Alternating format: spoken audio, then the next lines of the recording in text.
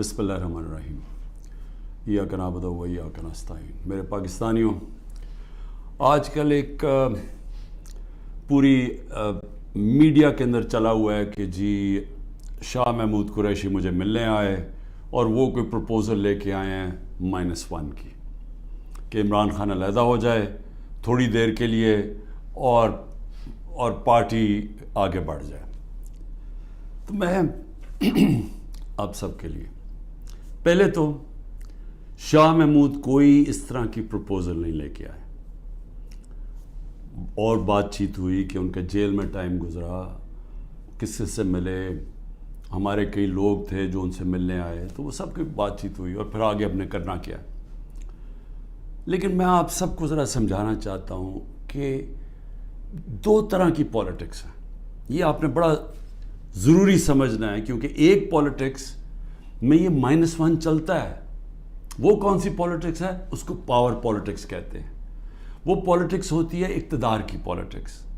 وہ پالیٹکس ہے کہ اگر عمران خان پرائم منسٹر بننا چاہے، اچھا جی ابھی اسٹیبلشمنٹ میرے سے ناراض ہے، چلو میں تھوڑا پیچھے ہو جاتا ہوں، پارٹی کو آگے کر دیتا ہوں، کوئی ڈیل کر لیتا ہوں، کوئی سمجھوتا کر لیتا ہوں، اور اس کے بعد پھر آگے جا کے دیکھیں گے کہ ابھی کسی اور کے حوالے کر دوں تو وہ اس کے بعد پھر میری باری آ جائے گی۔ اس کو پاور پالیٹکس کہتے ہیں۔ دوسری پالیٹکس ہے جو میں پالیٹکس کر رہا ہوں 27 سال سے، وہ پالیٹکس ہے جو قائد اعظم کی پالیٹکس تھی۔ وہ پالیٹکس وہ ہے جو کہ مشن کی پالیٹکس ہے، کوئی وہ ذات کی پالیٹکس نہیں ہے۔ وہ پالیٹکس وہ ہے جو ہم سارے مسلمان انسپائر ہوتے ہیں ہماری نبی صلی اللہ علیہ وسلم سے، کہ انہوں نے بھی ایک مدینہ کی ریاست سنبھالی تھی، انہوں نے بھی مشکل وقت گزارا تھا، اور اس کے بعد انہوں نے دنیا کی تاریخ کا سب سے بڑا انقلاب لے کے آئے تھے۔ اور ہم تو کبھی ان کے اپنا سوچ نہیں سکتے کہ ان کے جوتوں کی مٹی کے قریب بھی ہوں، لیکن قرآن میں ہمیں حکم ہے کہ ان کی زندگی سے سیکھو، ان کی سنت سے سیکھو۔ وہ پالیٹکس بڑے مقصد کی ہے، وہ اپنی ذات سے ہٹ کے ہے، کہ میرے نبی صلی اللہ علیہ وسلم جب سارا عرب ان کے نیچے آ گیا تھا تو انہوں نے اپنا رہن سہن نہیں بدلا، وہ جدھر تھے ادھر ہی رہے، مقصد بڑا تھا۔ تو ہم تو ان سے انسپائر ہوئے ہیں۔ میں تو نہ پالیٹکس میں آتا ہی نہ کبھی۔ تو میں نے جو انصاف کی تحریک شروع کی تھی، یہ مدینہ، اور کہا تھا کہ اسلامی فلاحی ریاست ہمارا مقصد ہے، ہم مدینہ کی ریاست سے انسپائر ہوئے تھے، ہم ان کی سنت سے انسپائر ہوئے تھے کہ جو وہ انقلاب لے کے آئے تھے۔ اور وہ جو انصاف ہے، یہ بار بار پلیز میری بات سن لیں، انصاف، سارے اللہ کے پیغمبر اس دنیا میں انصاف کی بات کرنے آئے تھے۔ انصاف کیوں اتنی اہمیت رکھتا ہے؟ کیونکہ انسانوں کو انصاف آزاد کرتا ہے۔ فرعون کیوں قرآن میں برا سمجھا جاتا ہے؟ انسانوں کو غلام بنایا تھا اس نے ظلم کر کے۔ کیوں نبی صلی اللہ علیہ وسلم دنیا کا انقلاب لے کے اور چھوٹے سے انسانوں کو بڑے انسان بنا دیا؟ کیونکہ انصاف سے آزاد کر دیا۔ لا الہ الا اللہ نے لوگوں کو آزاد کر دیا۔ تو جو میری تحریک تھی انصاف کی، وہ اصل میں آزادی کی تحریک تھی، کیونکہ انصاف آئے گا تو لوگ آزاد ہوں گے۔ اور جو میرا سارا تجربہ تھا دنیا کا، جو مغرب کو میں نے دیکھا، تو وہاں کیوں لوگ جاتے ہیں نوکریوں کے لیے؟ کیوں وہاں خوشحالی ہے؟ کیونکہ لوگ آزاد ہیں۔ لوگ آزاد کیوں ہیں؟ کیونکہ وہاں انصاف ہے، رول آف لا ہے، حقوق کی ان کا انصاف کا نظام میرے حقوق کی حفاظت کرتا ہے۔ وہاں یہ حرکتیں نہیں ہو سکتی جو پاکستان میں ہوتی رہی ہیں۔ اور میں یہ بھی کہتا ہوں کہ میرے اپنے لوگوں کو، میں اپنی ٹیم کو بتاتا ہوں کہ اب آپ کو پتہ چلا جو ہمارے پر جب ظلم ہوا، کہ کیسے پاکستان کا کمزور طبقہ، مزدور، ہاری، کسان، جو کمزور طبقہ ہے، غریب، وہ چھابڑی والا، چھوٹے دکاندار، چھوٹے صنعت کار، یہ ہر وقت ان کو اس کا ظلم کا سامنا کرنا پڑتا ہے۔ جب وہ طاقتور کے سامنے آتے ہیں، ان کے پاس کوئی ان کی حفاظت کرنے کے لیے نہیں، ان کے تحفظ کرنے کے لیے نہیں، ان کے فنڈامنٹل رائٹس کو کوئی کسی قسم کا تحفظ نہیں۔ اور اس لیے تھانہ کچہری پٹواری کی پالیٹکس ہے، کیونکہ جو ان کا رائٹ ہے تھانہ کچہری پٹواری، وہی ان کو ادھر ظلم ہوتا ہے ان کے اوپر، ان کی زمینوں پہ قبضہ ہوتا ہے، قبضہ گروپ ہے یہاں، کیونکہ انصاف نہیں ہے. تو یہ میری ساری موومنٹ شروع ہوئی تھی تب 27 سال پہلے. یہ میری موومنٹ تب تک رہے گی جب تک میں زندہ ہوں، جب تک ہم اس ملک میں حقیقی آزادی، انصاف لے کے حقیقی آزادی نہیں لے کے آتے. اب یہ جب مجھے یہ کہتے ہیں چیزیں کہ جی وہ -1 کیسے ہوگا؟ جو آدمی ایک تحریک پہ 27 سال سے لگا ہوا ہے، ایک ملک کے اندر ایک جدوجہد کر رہا ہے، تو وہ کیا وہ ڈیلز کرے گا؟ کیا اس کو کیا چیز اس کو خریدے گی؟ بتائے میرے ضمیر کی کیا قیمت ہے؟ کیا پرائم منسٹرشپ کی قیمت ہے کہ اگر آپ یہ کر دیں تو آپ کو پرائم منسٹر میں تو پرائم منسٹر بن چکا ہوں. اور میں نے جب پرائم منسٹر بنا، میں نے ایک بات کہی کہ اگر پھر وہ مجھے 2018 کا موقع ملتا، میں سیدھی الیکشنز پھر سے کرواتا. کیونکہ جو میں انصاف لانا چاہتا ہوں اور طاقتور کو قانون کے نیچے لانا چاہتا ہوں، وہ آئی تب سکتا ہے جب آپ کے پاس طاقت ہو. تو جب ایک کمزور ایک کولیشن گورنمنٹ، وہ اس پہ کیسے طاقت ہوگی کہ اس ملک میں انصاف قائم کرے؟ تو میں نے اس لیے بار بار میں نے کہا، میرے سے جب لوگوں نے پوچھا کہ آپ نے کیا غلطی کی، میں نے کہا میں نے غلطی یہ کی کہ مجھے شروع میں الیکشن کروا دینے چاہیے تھے، اور کمزور گورنمنٹ سے میں وہ اصلاحات جو لانا چاہتا تھا وہ نہیں لا سکتا تھا. تو اب میں آپ کو بتاؤں کہ جس طرح کی حرکتیں ہو رہی ہیں میرے لوگوں کے اوپر، میں اس لیے یہ آپ کے سامنے رکھنا چاہتا ہوں کہ آزاد معاشروں کے اندر یہ نہیں ہو سکتا. یہ صرف غلاموں کو ہوتا ہے. یہ صرف فرعون ایسی حرکتیں کرتا تھا لوگوں کے اوپر دہشت پھیلانے کے لیے، جو آج ہمارے پہ ہو رہا ہے. اور میں سارے پاکستانیوں کو کہنا چاہتا ہوں، جو اس وقت یہ پی ڈی ایم والے بھی بیٹھے ہوئے ہیں، یہ جو آپ تماشا دیکھ رہے ہیں، یہ یاد رکھیں کہ یہ آج ہمارے پہ ظلم ہو رہا ہے. یہ ظلم آپ کے اوپر بھی ہوگا جب ایک ملک کے سارے انصاف کے اداروں کو، جب ان کو استعمال کیا جاتا ہے، حکومتی اداروں کو استعمال کیا جاتا ہے ایک پارٹی کو ختم کرنے کے لیے اور ان کے لوگوں کے اوپر دہشت پھیلانے کے لیے. تو یہ سسٹم پھر جاتا نہیں ہے. کوئی بھی سنبھال کے یہ سسٹم سب اس اگر آج ہمارے حقوق نہیں، اگر ہمارے فنڈامنٹل رائٹس نہیں ہیں، تو یہ اب کل آپ کے بھی نہیں ہوں گے. فنڈامنٹل رائٹس تو ایک قوم کے حفاظت ہوتے ہیں نا، ان کو ہیومن رائٹس کہتے ہیں. یہ ہیومن رائٹس سارے ملک کے ہوتے ہیں. یہ نہیں ہوتا کہ ایک طبقے کے آپ ہیومن رائٹس لے لیں اور وہ طبقہ کیا ہے؟ ملک کی سب سے بڑی جماعت جس کا سب سے بڑا ووٹ بینک ہے. اگر آپ اس کے ہیومن رائٹس آج وائلیٹ کر رہے ہیں تو اس کا مطلب ہیومن رائٹس نہیں ہے، کیونکہ ہیومن رائٹس کو تو ایک ملک کی عدلیہ اس کی حفاظت کرتی ہے. تو ہماری عدلیہ کے تو کچھ سنتا ہی نہیں. ہماری عدلیہ نے تو سپریم کورٹ کہتا ہے الیکشنز ہوں گی 14 مئی کو آئین کے مطابق، گورنمنٹ پرواہی نہیں کرتی. تو گورنمنٹ آگے کیوں الیکشن؟ یعنی یہ تو اس کا مطلب کہ اس وقت طاقت کی حکمرانی آ گئی، کیونکہ جب آپ آئین سے باہر نکل گئے تو قانون سے باہر نکل گئے، اس کے مطلب جو طاقتور چاہے وہ کرے گا. تو یہ سارے ملک کو افیکٹ کرے گا. یہ تباہی سارے ملک پہ آ رہی ہے. تو ہمارے لوگوں کو جو مجھے صرف افسوس یہ ہے کہ کوئی فرق نہیں کیا جا رہا. جو تحریک انصاف کا ہے اور جو وہ کھڑا ہو کے کہنے کے لیے تیار نہیں ہے لیڈرشپ میں سے کہ میں پارٹی چھوڑ رہا ہوں، اس کے اوپر ہر قسم کا ظلم ہو رہا ہے. ان کی بزنسز بند کر رہے ہیں، ان کے فیملیز تک پہنچ گئے ہیں، ان کے بچوں تک پہنچ گئے ہیں. ہر قسم کی بلیک میل، رات کو گھس جاتے ہیں گھروں میں، گھر تباہ کر کے رکھ دیتے ہیں، لوٹ لیتے ہیں گھروں کو ڈاکہ مارا جاتا ہے، جو ملتا ہے اس کو پکڑ کے لے جاتے ہیں. اگر وہ سارے تو چھپے ہوئے ہیں، ان کے رشتہ داروں کو پکڑ کے لے جاتے ہیں. یہ تو بدترین دنیا کی ڈکٹیٹرشپس میں، یعنی وہ نظام جن کی دنیا مثال دیتی ہے، ہٹلر کا جرمنی، اسٹالن کا رشیا، سوویت یونین، یہ ان خوفناک ظلم کے نظاموں میں اس طرح کی چیزیں ہوتی تھی جو آج ہمارے اوپر ہو رہی ہیں.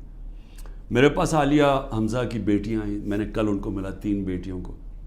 1 مہینے سے اس کو بند کیا ہوا عالیہ حمزہ. کیا اس کا قصور ہے؟ اس کا والد وہ میرے پاس آئے، انہوں نے بتایا کیسے گھر میں گھس کے انہوں نے ساری چیزیں توڑ دی، ان کی ٹی وی توڑ دیے، 2 آدمی انہوں نے لاٹھیاں پکڑی ہوئی تھی، جو چیز آئے توڑ کے چلے گئے، جو چیز 2-3 اچھی چیزیں پسند آئیں اٹھا کے لے گئے. تو یہ کون سے ملک میں ہوتا ہے؟ یہ غلام ملکوں میں لوگوں کو غلام بنانے کے لیے یہ ہو رہا ہے. یہ آزاد قوموں میں نہیں ہوتا. اور یہ جس طرف ہم جا رہے ہیں, یہ جو ظلم کر رہے ہیں, صرف اور صرف خوف پلا کے سمجھ رہے ہیں کہ یہ پارٹی ٹوٹ جائے گی. اور کئی لوگ چلے بھی گئے ہیں. لیکن کیا اب میرے سے پوچھیں کہ کیا مجھے اس سے کوئی فرق پڑ رہا ہے؟ 150 سے اوپر کیسز کر دیے, قتل کا کیس آخری کر دیا میرے اوپر. مجھے 19 بیلیں لیے میں نے ایک دن میں. یہ دنیا کا ریکارڈ ہے. اس کے بعد 4 گھنٹے نیب میں بیٹھا ہوں. 4 گھنٹے نیب نے میرے سے وہ جو سوال پوچھے, میں چیلنج کرتا ہوں کہ کسی عدالت کے اندر کبھی بھی یہ کیس کی کوئی اہمیت ہو جائے. کوئی کیس ہی نہیں ہے. کیبنٹ کا فیصلہ ہے, ساری کیبنٹ نے فیصلہ کیا. اب یہ دکھانا تھا کہ مجھے اسے کوئی ذاتی فائدہ ہوا. کیا القاعدہ جو پہلا بن چکی تھی, شروع ہو گئی تھی یونیورسٹی, کیا وہ ایک ٹرسٹ ہے؟ وہاں غریب گھرانوں کے بچوں کو مفت تعلیم مل رہی ہے سیرت نبی پہ اور یہ جو ٹیکنالوجی کے اوپر. وہ ٹرسٹ ہے جس نے شوکت خانم ہے. مجھے اس سے کیا فائدہ ہے؟ 1 روپیہ نہیں دکھا سکتے مجھے کیا فائدہ ہو. نہ ہی ہو کسی ٹرسٹ سے کسی کو فائدہ نہیں ہو سکتا. ٹرسٹ ڈیڈ میں لکھا ہوا ہے. تو وہ کیسز بھی ہیں, قتل کا کیس بھی ہے. ہر روز کوئی نئے کیس آ جاتا ہے. عدالتوں کے میں چکر مار رہا ہوں, لیکن مجھے اس سے کوئی فرق نہیں پڑتا. میں ہر عدالت میں جاتا ہوں, ہر کیس میں جاتا ہوں, یہ بتانے کے لیے کہ میں قانون سے اوپر نہیں ہوں. جبکہ میرے اوپر یہ جان کے کیا جا رہا ہے, یہ مجھے خوف دلانے کے لیے کیا جا رہا ہے. میں یہ آج کہنا چاہتا ہوں کہ یا اس سے یہ سارے کیسز کریں, اور اس کیسز میں کیونکہ کسی عدالت میں کوئی سزا نہیں ہو سکتی, ملٹری کورٹس سیٹ اپ کیے ہیں. اپروور ڈھونڈے جا رہے ہیں جو کہ جی عمران خان نے ہمیں کہا تھا کہ وہ کور کمانڈر کا گھر جلاؤ. یہ کہیں گے, ان میں سے کوئی اپروور آ جائیں گے, مجھے ملٹری کورٹ میں لے جائیں گے, سزا ہو جائے گی. مجھے کوئی فرق نہیں پڑے گا. جو آدمی ایک مشن, جو 22 سال سٹرگل کر کے, جو اگر جس کے پاس سب کچھ تھا, کوئی ضرورت نہیں تھی 22 سال سٹرگل کرنے کی, اگر وہ آج 27 سال کے بعد اگر کسی کا خیال ہے کہ میں جیل سے ڈر جاؤں گا, یا جو بھی ہے جو 2.5 قاتلانے ہم دو میرے اوپر حملے ہو چکے ہیں قتل کرنے کے لیے, ایک مجھے وقت پہ پتہ چل گیا تو میں نے ٹی وی پہ بتا دیا کہ کیا کرنے جا رہے تھے, تو اس سے کیا فرق پڑے گا؟ جو قاتلانہ حملے سے نہیں ڈرتا تو وہ کس سے اور ڈرے گا؟ لیکن اس سے بھی زیادہ گھٹیا پان میری بہنوں تک پہنچ گئے ہیں. میری بیوی کے اوپر کیس, ٹرسٹی ہو کے اس کا وارنٹ کا, ایک ٹرسٹی کو 1 پیسہ نہیں مل سکتا, کیونکہ وہ سیرت نبی میں بہت ان کی سٹڈی ہے, وہ انٹرسٹڈ تھی القادر یونیورسٹی, وہ ٹرسٹی ہے, اس کے اوپر وارنٹ نکال دیا. میری بہنوں کے اوپر میں صرف یہ بتا رہا ہوں کہ کس لیول پہ پہنچ گئے ہیں. ایک بہن کا بیٹے کے اوپر وارنٹ نکالا ہے, اس کا خنسامہ اٹھا کے لے گئے, وہ بیٹا نہیں تھا. خنسامہ جب واپس آیا وہ آئی سی یو میں 2 ہفتے سے پڑا ہوا ہے, آئی سی یو کے اندر خنسامہ, اسے پتہ ہے کیا کیا وہاں جیل کے اندر. ایک بہن اس کی بہو کے پاس پہنچ گئے کہ جی آپ کوئی جیو فینسنگ میں آپ کہیں تھی, اس کے پاس پہنچ گئے. ایک بہن اس کی زمین اس کے اوپر اینٹی کرپشن پہنچ گئی ہے. میں نے اپنی بہنوں کو ویسے کہا, میں نے کہا دیکھو ملک سے باہر چلے جاؤ. وہ تینوں کھڑی ہیں, نہیں ہم فیس کریں گے, ہم نہیں جاتے. مجھے کئی دفعہ جی عمران خان آپ ملک سے باہر, میں کیوں ملک سے باہر جاؤں گا؟ یعنی میں نے اگر کوئی کرپشن کی ہوتی تو میں بھی شاید جس طرح یہ بھاگ جاتے ہیں, جب ان کے اوپر اقتدار سے نکلتے ہیں سب باہر بھاگ جاتے ہیں, کیونکہ ان کے کیسز ہوتے ہیں, باہر بھاگتے ہیں کیسز رک جاتے ہیں. میں سارے کیسز فیس کروں گا کیونکہ میں نے کوئی غلط کام نہیں کیا. مجھے پتہ ہے اللہ الحق ہے. یہ خود ہی جب یہ جو کوئٹہ کا مرڈر کیس کیا, یہ خود ہی ذلیل ہو رہے ہیں اس میں. سب کو پتہ ہے, کوئٹہ کے اندر سب کو پتہ ہے کہ ان کی دشمنی تھی. میں پھر آگے آپ کو کہوں, اب آگے کیا راستہ ہے, ملک کا راستہ آگے کیا ہے؟ میں جو یہ ان سے بات کرتا ہوں کہ میرے سے بات چیت کرو, کوئی بات چیت نہیں کرتا. میں اپنی اسٹیبلشمنٹ آرمی چیف سے اسے کہتا ہوں کہ بات چیت کرو, وہ کوئی بات چیت کرنے کے لیے تیار نہیں ہے. میں اپنی ذات کے لیے آپ سے بات نہیں کرنا چاہتا. مجھے آپ کچھ نہیں دے سکتے. قوم میرے ساتھ کھڑی ہے, کیا کوئی دے سکتا ہے؟ میں کوئی چور دروازے تو آنا نہیں چاہتا. اگر قوم مجھے ووٹ دے گی میں تیار ہوں, لیکن اگر قوم ووٹ نہیں دے گی تو نہیں. اللہ نے تو سب کچھ, میں وہ اللہ نے کا شکر ادا کرتا ہوں ہر وقت کا جو اس نے مجھے دیا. لیکن میں بات کرنا چاہتا ہوں کہ ملک تباہی کی طرف جا رہا ہے. یہ جو بجٹ آیا ہے, اس بجٹ کے اندر ذرا آپ کو سمجھ آ جانا چاہیے کہ ہم اب کدھر ایک دلدل کے اندر دھستے جا رہے ہیں. آپ یہ سوچیں کہ فیڈرل گورنمنٹ جو سارا جب وہ پیسے دے دے گی صوبوں کو, جو 5,000 ارب روپیہ صوبوں کو جب جائے گا, تو فیڈرل گورنمنٹ کے پاس جو پیسہ بچے گا اس سے زیادہ جو ہمارا سود دینا ہے, ہم نے قرضوں کے اوپر سود دینا ہے, وہ سود اس سے زیادہ ہے. 7,300 ارب روپے کا سود دینا ہے. مشکل سے فیڈرل گورنمنٹ کے پاس بچ جائے گا 7,000 ارب سے بھی کم, تو سارا پھر ملک قرضوں پہ چلے گا. ہم نے 3.5 سال میں 18,000 ارب 18,400 ارب قرضہ لیا تھا. 18,400 ارب قرضہ 3.5 سالوں میں. انہوں نے تقریباً 15,000 ارب قرضہ ایک سال میں لے لیا. تو یہ قرضے چڑھائے جا رہے ہیں, انڈسٹری بند ہو رہی ہے. گروتھ ریٹ جو تھی جس سے دولت میں اضافہ ہوتا ہے وہ 6.1% سال پہلے تھی, آج وہ پہنچ گئی ہے 0.3 پہ. تو جو دولت ہے اس کے اندر تو کمی ہو رہی ہے, قرضے بڑھتے جا رہے ہیں. ڈالر کدھر سے آئیں گے؟ انہوں نے 25-30 ارب ڈالر ایک سال کے اندر دینے ہیں, وہ کدھر سے آئیں گے؟ تو میں آج اس لیے یہ سوال پوچھ رہا ہوں کہ کوئی تو روڈ میپ ہوگا نا. ابھی تو روڈ میپ یہ ہے کہ کسی نہ کسی طرح عمران خان کو ختم کرو, اور اگر P T I Imran Khan سے تو اس کو ختم کرو. تو ابھی تو یہ ون پوائنٹ ایجنڈا, ساری ایجنسیز, سب کچھ, سارے ملک کے ادارے وہ اسی پہ لگے ہوئے ہیں کام کر رہے ہیں. لیکن میں سوال کچھ اور پوچھ رہا ہوں. میں یہ نہیں کہہ رہا کہ کریں, ہم کھڑے ہیں. اس میں سے ایک آپ یہ کرم کر رہے ہیں کہ میرے جو نظریاتی لوگ ہیں وہ نظر آنے شروع ہو گئے ہیں کہ وہ نظریاتی لوگ کون ہیں, اور وہ نظر آنا شروع ہو گئے کہ جو ہمارے ساتھ اور مقصد کے لیے آئے تھے, ان نظریے کے لیے نہیں آئے تھے. تو ایک تو آپ فائدہ کر رہے ہیں کیونکہ صرف نظریاتی پارٹی اب پاکستان کو اس دلدل سے نکال سکتی ہے. لیکن نکالے گی کیسے؟ میری آخر میں بات سن لیں, ایک ہی طرح ہم نکلیں گے. ہمیں کوئی اب باہر سے پیسے دینے کے لیے تیار نہیں ہے. ہمارے جو دوست ملک ہیں وہ بھی پیسے دینے کے لیے نہیں تیار. میرے لیے جو سب سے زیادہ شرمندگی ہوتی تھی کہ جب میں اپنے دوست ملکوں سے پیسے مانگنے گیا ملک کے لیے, کیونکہ دیوالیہ نکلا ہوا تھا ہمارا, تو اس وقت ملک ہمارے پاس تو سب سے بڑا بیرونی خسارہ چھوڑ کے گئے تھے یہ نون لیگ والے, یہ اسحاق ڈار. تو ان سے پیسہ مانگنا سب سے شرمندگی تھی. اب کیسے نکلنا ہے میں آپ کو بتاتا ہوں کیسے نکلنا ہے. اس میں ایک سورس ہے اوورسیز پاکستانی, یہ یاد رکھ لیں. بیرون ملک پاکستانی آپ کو نکالیں گے ادھر سے, اور بیرون ملک پاکستانی کیسے نکالیں گے؟ میں نے پھر سے آپ کو کہتا ہوں کہ 16,000 پاکستانی امریکن ڈاکٹرز, ان کی نیٹ ورتھ 200 ارب ڈالر ہے.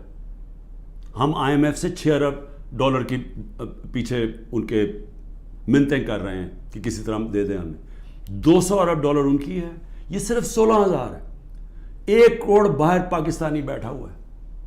اگر ہم کسی طرح ان کی انویسٹمنٹ لیں, وہ یا سرمایہ کاری شروع کر دیں بجائے دبئی میں کرنے میں اور دنیا میں اور ملکوں میں کر رہے ہیں, اگر وہ سرمایہ کاری شروع کر دیں, آپ یقین کریں یہ ملک اتنی تیزی سے اٹھ سکتا ہے کیونکہ ڈالر اندر آنے شروع ہوں گے, نوکریاں مل, اور وہ آنا شروع ہو گیا تھا. ہمارے آخری دنوں میں پیسہ اوورسیز, روشن ڈیجیٹل اکاؤنٹ کیا تھا اوورسیز پاکستان 1.5 سال کے اندر 5.5 ارب ڈالر پہنچ گیا تھا. اوورسیز پاکستانیوں نے انویسٹمنٹ پلانز بنا لیے تھے. ہماری یہ جو راوی پروجیکٹ اور یہ جو بنڈل آئلینڈ کا پروجیکٹ تھا, وہاں باہر کی کمپنیز, بڑی بڑی کمپنیز آ رہی تھی ڈالر انویسٹ کرنے کے لیے جب انہوں نے این او سی واپس لے لیا سندھ گورنمنٹ میں. دیکھیں بچانا اس ملک کو اوورسیز پاکستانی. جب چائنا نے اور ہندوستان نے اپنی اکانومی کھولی تو اوورسیز چائنیز اور اوورسیز ہندوستانیوں نے پہلے انویسٹ کیا تھا.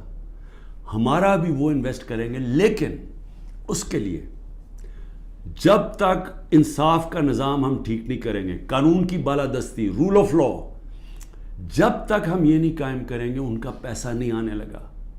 تو چیلنج اب کیا ہے؟ رول آف لا ہم نے ختم کر کے رکھ دیا. پہلے 140 ملکوں میں سے پاکستان 129 تھا رول آف لا میں. اب جو یہ انہوں نے کریک ڈاؤن کیا, اب تو یہ بالکل ہی نیچے گر گیا ہے, اب تو وہ بنانا ریپبلک بن گیا ہے. تو جب رول آف لا ہی نہیں ہے, انویسٹمنٹ کیسے آئے گی؟ انویسٹمنٹ نہیں آئے گی, دولت میں اضافہ کیسے ہوگا؟ یہاں تو اس وقت پاکستانی پیسہ باہر بھیج رہے ہیں, پاکستانی ڈالر لے کے بیٹھے ہوئے ہیں, کیونکہ وہ کسی کو اعتماد ہی نہیں ہے. تو جب تک ہم اس ملک کا نظام ٹھیک نہیں کرتے, جو میں 27 سال پہلے انصاف کی تحریک لے کے نکلا تھا, رول آف لا کی تحریک, وہ جب تک اب ہم قائم نہیں کریں گے, پاکستان کے نظام کو ٹھیک نہیں کریں گے, گورننس سسٹم تب ٹھیک ہوگا, ادارے مضبوط ہوں گے.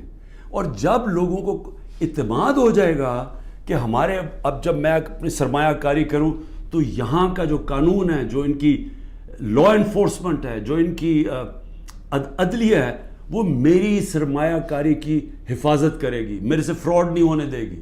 یہ جب تک اعتماد نہیں ہوتا پیسہ نہیں آنے لگا.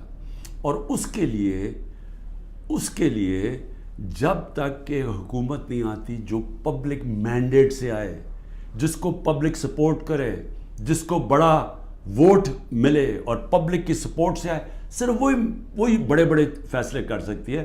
نہیں تو ان کو تو آپ نے دیکھ ہی لیا ہے کیا کیا انہوں نے, سوائے مہنگائی کر کے, تاریخی مہنگائی 38% پہ, انہوں نے کیا کیا؟ انڈسٹری بند ہو گئی ہے, بے روزگاری بڑھ گئی ہے, گروتھ ریٹ, انہوں نے اور کیا کرنا ہے؟ تو یہ جو ابھی تک تو گیم پلان میں یہ کھچڑی پکنے لگی ہے نا, آگے نئی آ گئی ہے, نئی جماعت ایک کریٹ کر دی ہے. ہم نے بھی اپنے بڑے بڑے اچھے 27 سال پرانے ہم نے لوگ وہاں بھی بھیج دیا ہیں ان کے پاس, اور ضرورت ہے تو حکم کریں ہم اور بھی بھیج دیتے ہیں. لیکن اس سے ملک ٹھیک نہیں ہونے لگا. ملک ٹھیک تب ہوگا جب ایک public mandate, free and fair election کے بعد ایک مضبوط گورنمنٹ آئے گی. اور میں اپنی اسٹیبلشمنٹ کو آج پھر سے کہتا ہوں, نظر ثانی کرے, ملک تباہی کی طرف جا رہا ہے. اور جب یہ تباہی جس طرف جا رہا ہے, اور IMF کی اگلی کنڈیشنز آئیں گی, جس طرح انہوں نے مصر اور سری لنکا میں انہوں نے کنڈیشن لگائی, وہ کیا ہے کہ فوج کا بجٹ کام کرو, دونوں جگہ انہوں نے کہا. تو یہ تو ہم ادھر جا رہے ہیں کہ ہم اپنی سیکیورٹی اینڈ میں کمپرومائز کریں گے. اور اگر وہ سیکیورٹی کمپرومائز ہوگی اس ملک کی, تو ہمارے جو دشمن بیٹھے ہیں وہ ملک توڑنے کے لیے تیار ہیں. تو میں اس لیے آپ کو کہہ رہا ہوں, مجھے کوئی ریلیف نہیں چاہیے, مجھے کوئی آپ کی مدد نہیں چاہیے, میں کوئی مجھے یہ سمجھے کہ یہ جو سارا کچھ ہو رہا ہے انتقامی کارروائی, مجھے چھوڑے, میری بہنیں باہر جانے کے لیے نہیں تیار. وہ تو عورتوں کے اوپر تو کبھی اس ملک میں ایسے نہیں ہوا, لیکن ملک نیچے جا رہا ہے. اور اس لیے وقت کم ہے. جس طرح دن بڑھتے جا رہے ہیں, ہم اور اپنے ملک کو تباہی کی طرف لے کے جا رہے ہیں. صرف قانون ختم ہو چکا ہے. کسی کو اس وقت, پھر سے میں کہتا ہوں, جب عدلیہ اپنے فیصلے نہیں کروا سکتی, جب آئین کی کوئی پرواہ نہیں کر رہا, جب پولیس کھلے عام گھروں میں گھس کے لوگوں کے گھر لوٹ رہی ہے اور اٹھا کے لے کے لوگوں کو جا رہی ہے, کلیکٹیو پنشمنٹ دے رہی ہے, تو اس ملک میں تو اب باہر کے لوگ کیا سوچ رہے ہوں گے؟ بتائیں نا, بیرون ملک پاکستانی جو آپ کا بڑا اثاثہ ہے, وہ کیا سوچ رہا ہوگا؟ وہ کوئی سوچے گا کہ پاکستان میں پیسہ لگانا ہے؟ تو اگر انہوں نے نہیں لگانا تو اور تو اس وقت کوئی ہے نہیں. جب تک ہم ملک کی ایکسپورٹس نہیں بڑھاتے, وہ تو ٹائم لگے گا کہ ہم اپنی ڈالر انکم بڑھائیں. تو اس میں تو صرف ایک ہی انٹرم میں تو صرف اوورسیز پاکستانی مدد کر سکتے ہیں. شکریہ. پاکستان زندہ باد.